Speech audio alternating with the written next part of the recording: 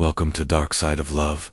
In today's story, you'll witness what happens when a man gives everything: time, commitment, loyalty, only to be met with silence in return. But what begins as confusion becomes clarity. What begins with absence ends with discovery. This isn't just about love. It's about what happens when love stops speaking. So lean in. This one's personal. She chose silence. I chose myself. Face T1. The note walked into my kitchen like I always did. Same routine, same fridge, humming quietly, same smell of leftover pasta from last night's dinner, the one I ate alone while she said she wasn't hungry. I didn't expect anything different. I was just reaching for the orange juice when I saw it. A note, plain paper, blue ink, crooked letters, as if she didn't want to write it. But something inside her insisted. I miss my husband. Maybe when he's done choosing work over us, we can talk again. Until then, to 30 days of silence. It was pinned to the refrigerator with a magnet we bought during our honeymoon. A tiny ceramic heart that read, "Love lives here." The irony almost made me laugh. But I didn't laugh. I turned slowly, searching for her eyes, hoping maybe she'd smirk and say it was a joke. Maybe she'd rise from behind the counter and say, "Gotcha." But instead, I saw her Emily, sitting on the couch, like a stranger who wandered into my house. Legs tucked under her, phone in hand, face blank. Not angry, not hurt, just ... gone. I stood there, holding her note like it was a riddle from another universe. "Emily," I said. My voice cracked halfway through her name, like even it didn't believe I could still call her that. No response. She didn't flinch, didn't glance up. Her eyes stayed glued to the screen, scrolling endlessly.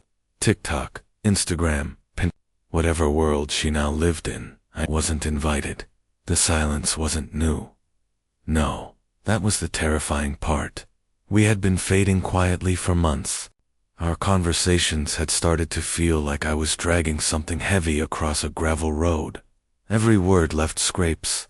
Every reply came slower. And eventually, even the dragging stopped. But this was warfare by withdrawal. She wasn't yelling. She wasn't even cold. She was gone, in the most haunting way. Not physically, but emotionally. She wasn't fighting me. She was erasing me. And the cruelest part, I might have begged, if I only understood what the hell I did wrong. Act 2, 15 years of INVICBIL. 15 years. 15 years of building a quiet life with her in Phoenix. We weren't flashy. No big drama. No fairy tale. Just a rhythm, a routine, a reality. I was a dependable man. Predictable, maybe, but solid. Every anniversary remembered. Every power bill paid on time. I managed logistics for a construction firm. Nothing glamorous, but I was good at it. I made things run. I fixed things. I didn't miss deadlines. I didn't cheat. I didn't gamble. I didn't drink. But maybe that was the problem. Maybe I had become so consistent, so safe, that I vanished in the background. Our backyard had string lights. The ones she picked out from Etsy. She said they made it feel like a European cafe. We had a shared Spotify playlist, songs we danced to when we still danced. She used to smile at me like I was her favorite view. Now I was just a fixture in her house. The man who unlocked the door and breathed air in her presence. That's all. Act 3. The first silent night, that first night was unbearable. She didn't speak, didn't touch her dinner, didn't even acknowledge the movie I played, one of her favorites. The one where the couple fights like hell, then falls back in love by the third act. She sat there beside me, a body with a heartbeat and no warmth. It felt like I was living with a shadow of the woman I married. I stared at the TV, not watching it. I tried to match her silence, thinking maybe if I mirrored her, she'd see herself and flinch. She didn't.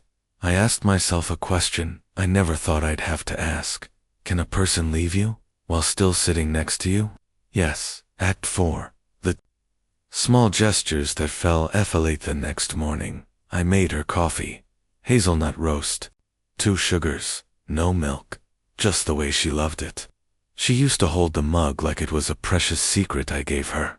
Now, she took it without looking at me and walked into the sunroom, leaving it untouched on the windowsill. The steam curled into the air for a few minutes and then disappeared, just like us. But I didn't give up. Not yet. Maybe she just needed time. Maybe I was too buried in work to notice the small signals. So, I came up with a plan. Not dramatic, just daily. Small acts of kindness. Quiet reminders. I'd re-earn her heart one breadcrumb at a time. That night, I suggested dinner. Her favorite Thai place. The one with the weird string lights in the window that made her laugh. We haven't been in a while. I said, careful not to sound desperate. Could be nice. She didn't look up. I'm not hungry. Just that. No tone. No emotion. Just dismissal, dressed as indifference. Act 5. Invisible labor. Invisible man-bee. The end of that week. I had walked our favorite park trail alone. I played our songs, the ones we used to sing while driving with the windows down. I even cleaned the garage, a space she hated, and I used to guard like a dragon hoards treasure. I talked to her over dinner like nothing had changed. Told her about work, a new hire, a warehouse delay. Nothing dramatic. I kept the rhythm alive, hoping it would shake her awake. She scrolled through her phone, thumb flicking like it had a life of its own. At one point, she giggled. Not at me, not with me, just near me. It felt like getting slapped with silence. That tiny laugh, proof she could still feel joy. Just not here. Not with me. Act 6. Her world. Without me in it, I started noticing the fractures. She'd dress up more for her book club than for me. She'd take selfies in front of the fireplace I built with my own hands. But she never asked me to join the photo. She posted about me online like I was a loving memory. Like a ghost she once loved and now honored in captions. Grateful for this man. Forever thankful. #blessed. Meanwhile, I was just trying to feel seen in my own home. It was like living in a documentary about a marriage, and I was just the B-roll. Act 7. I start to Viennese one night. I grilled chicken, crispy skin, lemon pepper. Just how she liked it. She took a bite. One bite, then brushed her teeth and went upstairs. No thank you. No glance. Just exit. I sat there with my fork halfway to my mouth. Food cooling into sadness. It wasn't anger that crept in. It was grief. The kind that hits when someone you love isn't gone, but they've left anyway. And the worst part, I couldn't even tell anyone, because from the outside, everything still looked beautiful. From the outside, we still looked perfect. The reflection and the silency CT8, paper instead of silency. Never planned on writing. That was never me. Journals, diaries, those were things you saw in indie films or therapy brochures. But, one night, after yet another dinner swallowed by silence, I opened the drawer we both called the junk pit. It held batteries, expired coupons, old charger cords, and a half-used notebook with a coffee ring on the cover. I sat at the dining table, opened it, and wrote 3 words. I'm still here. That was it. No deep poetry, no grand revelation, just proof. Proof that I existed, even if no one was noticing. It became a ritual. My nightly rebellion against the nothingness. I didn't write for her. I didn't write to figure her out. I wrote to remind myself that my thoughts still mattered, that I hadn't faded entirely. Some nights it was a sentence, others, a list. Things I missed, things I wanted to say but couldn't, things I used to believe in. Paper doesn't scroll away from you. Paper doesn't look at you like you're boring. It listens. It holds. In that silence, I started building a home inside the margins of a notebook. Act 9. The man in the mirror. Few weeks in, something strange happened. I caught my reflection in the bathroom mirror after a shower, and I didn't recognize the man staring back. I wasn't out of shape. I wasn't sick, but I looked, tired. Not just in the eyes, in the posture, in the way my shoulders slouched, in the way I avoided holding my own gaze too long. That's when it hit me. I hadn't just lost her. I was starting to lose myself, so I did something unexpected. I pulled out an old keychain with a tiny fob, my unused gym membership. The place was 5 blocks away, tucked between a dull hardware store and a grimy dog groomer. Nothing fancy, just steel, mirrors, sweat, and second chances. The first session nearly broke me. My lungs gave up halfway through. A run. My knees protested every squat. My shoulder cracked like old wood. But I pushed. And there was something strangely healing about pushing. Gravity pushed back. But I pushed harder. Act 10. Repetition, and RECOAMITON. After a few weeks, something started to shift. I wasn't just lifting weights, I was lifting grief. I wasn't just running miles. I was running from the man who forgot his own worth. And it worked. I started sleeping better. I started eating without checking if she noticed. And I started connecting again. Not romantically, not dramatically. Just ... connecting ... There was a kid named Paul, early 20s, recently dumped, and Jeremy, newly divorced, learning how to cook for one. We didn't talk about heartbreak, just form, breathing, reps. But the rhythm of healing was there, hidden in the sweat and repetition. It helped more than therapy ever could. Act 11. The diner. One night, after a late workout, I passed a diner I'd never noticed before. It had checkered floors, flickering neon signs, and real pie in a glass case. I stepped in. The coffee tasted like every memory you don't want to lose. Hot, bitter, and honest. She saw me first. You look like someone who just realized life's unfair, but you're still showing up. I turned. She was in her 40s, maybe. Sharp jaw, no-nonsense voice. Blonde streaks in her hair that didn't try too hard. Just ... real. I'm Sarah, she said, pouring more coffee. And you look like you need a second cup. I laughed. For the first time in weeks, I really laughed. Not forced. Not polite. It cracked something open. We didn't flirt. We didn't pretend. We just talked about boxing. About lima beans. About how people smile while dying inside. It was simple. Clean. Come back sometime, she said. Not just because I worked the night shift. I walked home that night with something I hadn't felt in a long time. Weightless. Not because things were okay, but because I had proof I still existed in someone's world. Even for an hour.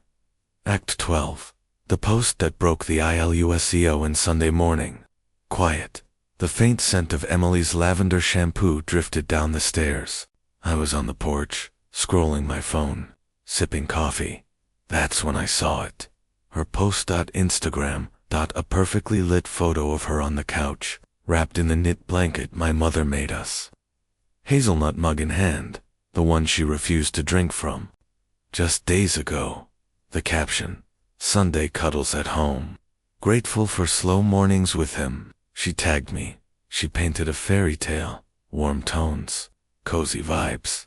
Artificial perfection. Love lives here, her caption said. And the world believed her. Goals so lucky to have each other. This is what I want someday. I froze. Not because it was a lie, but because it was a beautiful one. She hadn't touched me in over a month. Hadn't looked at me like a human being since the note. And yet here she was, posting me like a prop in a digital scrapbook. I opened the comment box. Fingers hovered over the keyboard. Ask her, when we last spoke. This photo was taken in a Cold War. None of it's real. But then I saw my own reflection in the screen. Tired, bruised, but standing. And I remembered something Sarah said at the diner. There's power in knowing the truth, and not needing to prove it. So I hit backspace, deleted every word, and made eggs. Real ones. For me. Act 13. The SHFT Emily came downstairs eventually. paused when she saw me plating breakfast. She blinked. "What's the occasion?" she asked. I looked at her, calm. "No occasion," I said. "Just hungry." She sat down, ate, quiet, but not the usual silence. Something had shifted. For the first time, she looked unsure, and I realized, I wasn't begging anymore. I had tasted something better than approval. Dignity. And it was filling me in places where her attention used to live. Act 14. The CAL lit came on a Tuesday. I had just finished a set at the gym. My shirt was drenched. My legs felt like they were made of firewood. Phone buzzed. Unknown number. I almost ignored it. But something made me answer. "Is this Mark Talbot?" "Yes. This is Elise from Marston and Pike. We reviewed your process breakdown on supplier. Logistics really impressive. We'd like to talk contract. Seattle-based project. 6 months to start. Full relocation. Housing covered. Are you available for a quick call tomorrow to discuss terms?" I blinked. I had submitted that report months ago, during one of those silent nights when I couldn't sleep. I didn't even expect them to read it now. They wanted me not as a husband, not as a placeholder, but as a mind, a builder, a thinker. "Yes," I said. "Tomorrow works." I walked out of the gym 2 inches taller. That night I didn't say a word to Emily about it, not out of secrecy, out of choice. She scrolled her phone at dinner. I smiled quietly into my plate. Act 15. The crack in her voice sized the next evening. I took the call in the living room, not in the garage, not on the porch, right there, in her line of sight. We talked salary, housing, timeline, benefits, real numbers, and I asked questions. Confidently, she stood in the hallway, pretending to read a catalog she hadn't touched in months. She wasn't scrolling, she was listening. When I hung up, I walked past her, calm, grounded, present. That's when she finally spoke. Her voice cracked, just a little. "You're really considering it?" Her first real sentence in weeks. It wasn't about work, not logistics, not details. It was a sentence full of fear. I turned, looked at her, really looked. "I'm done waiting to be noticed," I said, and walked upstairs. Act 16. The SUITCA. That night I packed a bag. Not everything, just enough. Some clothes, a book, my notebook. Not because I was running, because I was choosing. She didn't stop me. Not with words, not with hands, not with tears. She just watched, catalog in hand, and said nothing. But this time, the silence didn't belong to her. It belonged to me, and it was glorious. When she finally Spakasi, 17, the Hotel Mayar Ratha. Hotel wasn't fancy, the kind you pick when you don't know if you're staying 1 night or 10. My room had a broken lampshade and stiff towels, but it was mine. No ghosted meals, no cold glances, no pretending everything was okay for Instagram. Just me, my bag, my thoughts, and the mirror. I stood in front of it that first night, shirt off, bare chest, unfiltered. There were stretch marks I'd never noticed, faint shadows under my ribs. But I saw something else too, eyes that didn't flinch anymore. Not from silence, not from distance, not from her. Act 18. Day 1 of Mitha. Next morning, I walked, not for errands, just ... to walk, past traffic lights and fruit vendors, past moms dragging strollers and guys yelling into Bluetooth headsets. The world didn't notice me, and I didn't need it to. For the first time in a long time, I wasn't trying to be seen. I was just being. And there's freedom in that. Act 19. The message. Day 3. At the hotel my phone buzzed. Emily. No emojis. No punctuation. Just one sentence. "Can we talk?" I didn't answer. Not yet. Instead, I reread the sentence 4 times. Not because I was unsure, but because for the first time, she reached out, and I wanted to let that weight hang in the air, where her silence used to live. Act 20. Back to the house. I went back that Sunday. Not because I missed the place, but because I deserved closure. The living room was clean. Too clean. The kind of clean you do when you're trying to apologize with furniture. Emily was sitting on the couch, that same blanket in her lap. She stood when I walked in. "You look good," she said. I nodded, waited. "I didn't think you'd actually leave," she added. There it was. The real sentence. I sat on the opposite chair, not beside her, and waited again. She exhaled. I don't know why I stopped talking. Her voice trembled. At first I was mad, but then it became a habit. And then I didn't know how to break it without looking petty or wrong. So I kept waiting for you to break first. But you didn't, and that scared me. I didn't interrupt. She wiped a tear. I thought you'd chase me, beg, fight, but you didn't. You got stronger, and I didn't. I finally spoke. That wasn't strength, Emily. It was survival. She looked down. I waited again. This time, she met my eyes. "I miss you," she whispered. I nodded, slowly. "I miss who we were," I said, "but I don't miss this." Act 21. The final WRD. We talked for over an hour. No yelling. No begging. Just truths. Painful. Heavy. Overdue. She said she wanted therapy. Space. A reset. But I had already reset away from her. "I'm not saying no," I told her, "but I'm not saying yes, just because you finally spoke." That landed like thunder, and she understood, because silence has a way of teaching you what words never could. Act 22. The dollar. Menu and dignity left that evening and stopped by a fast food joint on the way to the hotel, sat in my car, eating fries from a paper bag, and laughed, not because life was funny, but because that night, with a greasy cheeseburger and no ring on my finger, I felt more whole than I had in years. Freedom tastes like salt and cardboard napkins. Act 23. The LETTR weeks passed. I didn't move back in. Emily wrote me a letter. Not a text, not an email. A real letter. Ink, paper, folded edges. She wrote, "I used silence to punish you, because I didn't know how to confront my own emptiness. I thought if I ignored you, I could control the pain. But you weren't the pain. You were the reminder of what I was losing, not because you failed, but because I did. If there's anything left in you that can forgive me, I won't ask for marriage. I'll ask for a coffee, a walk, a second first date."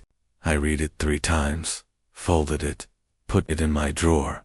Didn't answer, not out of cruelty, but because I wasn't ready to shrink myself back into the box where she last left me. Act 24. The dancer in the park. A month later, I saw a woman dancing in the park, alone, headphones on, eyes closed, spinning like no one was watching. And for a minute, I wondered if that could be me. Not dancing, but unapologetically alive. I smiled, sat on a bench, watched the clouds drift, watched kids scream, watched dogs chase nothing, and I realized ... This was life. No audience, no applause, just presence. Act 25. Epilogue. The new CHAPTO Armele and I. We spoke again. We're not enemies. We're not lovers. We're witnesses. To a life that once was. To a silence that changed everything. I moved. New city, new job. Still write in that notebook. Page 327 now. Sometimes I write her name. Not with hate. Not with longing. Just as a chapter. One I finished. And survived. Closing line. She chose silence. I chose healing, and in the end, I didn't need her to speak to find my voice.